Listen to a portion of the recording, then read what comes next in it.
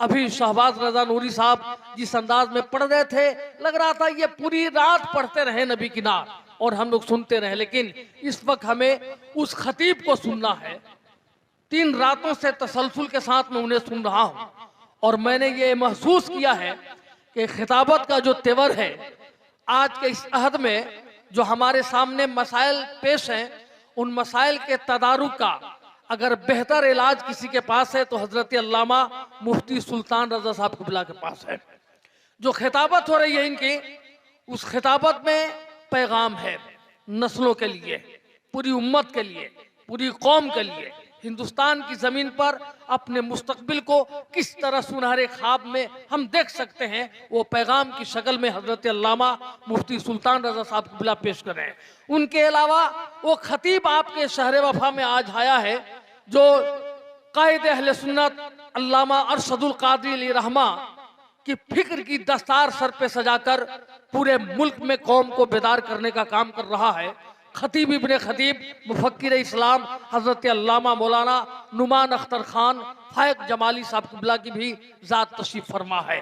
मैं नहीं चाहता कि तजिया औकात हो, बस आप हजरात अपनी मौजूदगी का पता देते रहे। जिस तरह अभी शायरी ये पेश कर रहे थे, मजमा के हर कोने से नारा की आवाज़ आनी चाहिए थी, हर जबान से सुभान अल्लाह अल्हम्दुलिल्लाह की तस्बीह जारी होनी चाहिए थी, लेकिन आपने बहुत खामोशी के साथ सुना। अहले स्टेज मुकम्मल बेदार थे, इन्होंने काफ़ी दादो तहसीन से नवाजा, लेकिन आप लोग चुप थे। लेकिन चुप भी रहिए सकते हैं, जब कुर्सी मिल जाती है तो सब लोग चुपचाप हो जाते हैं।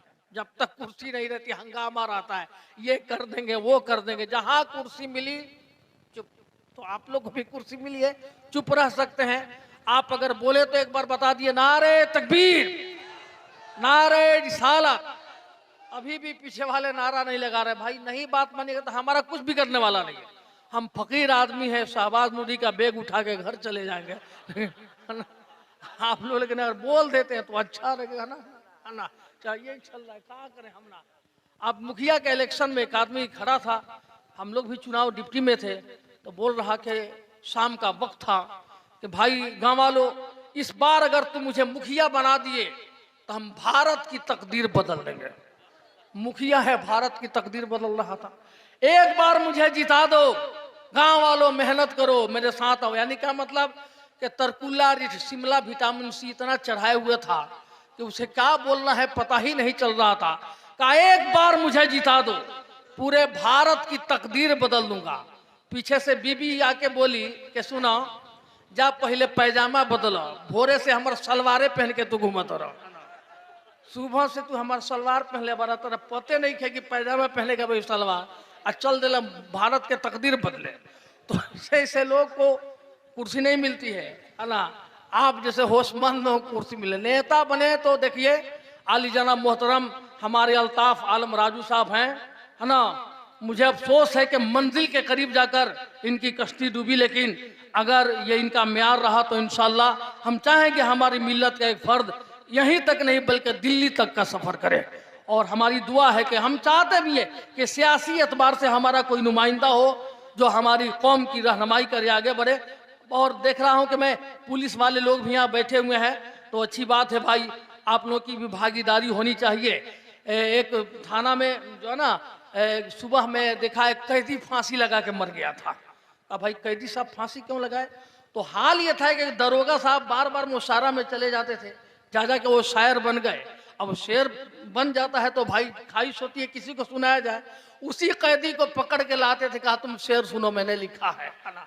अब सुनते सुनते कहा कि अब जान दे देना बेहतर है, इसलिए एक दिन फांसी लगा के मर गया। क्यों?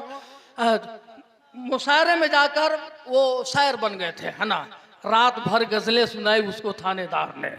एक कैदी सुबह को फांसी लगा के मर गया, रफ्ता रफ्ता हर पुलिस वाले को शायर कर दिया, रफ्ता रफ्ता हर पुलिस वाले को शायर कर दिया। महफिले शेरो अदम में भेजकर सरकार ने एक कैदी सुबह को फांसी लगा के मर गया, रात भर गजलें सुनाई उसको थानेदार ने ना। तो ऐसा आप लोग बहुत अच्छा माहौल बनाए। पैसा हमको दिए क्या? बहुत अच्छा किया, है ना। बहुत पैसा दे दिया आपने मुझको, है ना, लेकिन नया नया नोट दिया है, चलेगा, हाँ ना, ठीक है, ऊपर रख रहा हूं मैं।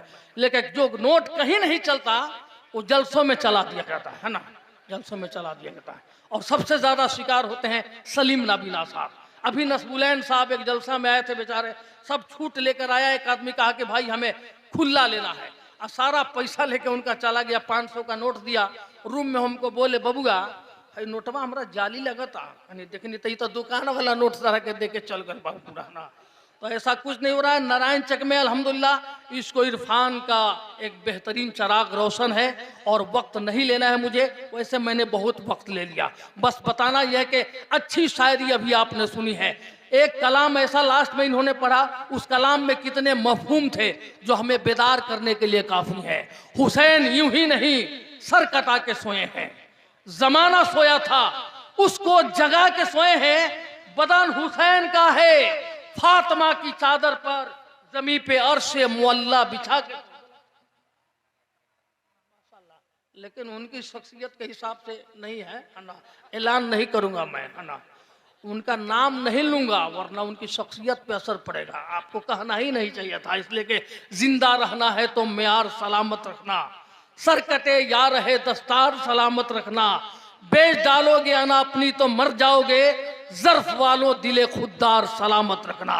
तो अर्ज करना है कि हुसैन यूं ही नहीं सर कटा के सोए हैं, जमाना सोया था उसको जगा के सोए हैं। बदन हुसैन का है फातिमा की चादर पर जमी पे अर्शे मुअल्ला बिछा के सोए हैं। आइए उस खतीब को सुनिए जो आपको इस कदर बेदार कर दे कि आपको यहीं से पूरे मुल्क की तस्वीर नजर आए, और फिर आज के मुआशरे में जो बीमारियां हैं, जो खराबियां हैं, और हमारा मुआशरा किस तरफ जा रहा है, उन सुलगते हुए मसाइल को बेहतरीन लबो लहजे के साथ हल करने का तरीका अगर कोई बता रहा है तो शख्सियत का नाम हजरत अल्लामा मुफ्ती सुल्तान रजा साहब किबला खतीब आजम हिंद की हैसियत से अभी ये पूरे मुल्क का दौरा कर रहे हैं। जिस इश्तिहार में इनका नाम छप रहा है वो जलसे की कामयाबी का सनद बन जा रहे हैं। आइए इनका वेलकम कीजिए। नारे तकबीर, नारे रिसालत, मसलके आला हजरत। सांप नारा कमजोर है, फरवरी के महीना में थोड़ा सा बेदार नारा लगता है। नारे तकबीर, नारे रिसालत, इस्लाहे मुआशरा कॉन्फ्रेंस, इस्लाहे मुआशरा कॉन्फ्रेंस, नारे तकबीर, नारे रिसालत। दिल बदल सकते हैं, जज्बात बदल सकते हैं, मुल्क के फिक्रो ख्यालात बदल सकते हैं, दौरे मौजूद के दिन रात बदल सकते हैं, हम बदल जाएं तो हालात बदल सकते हैं।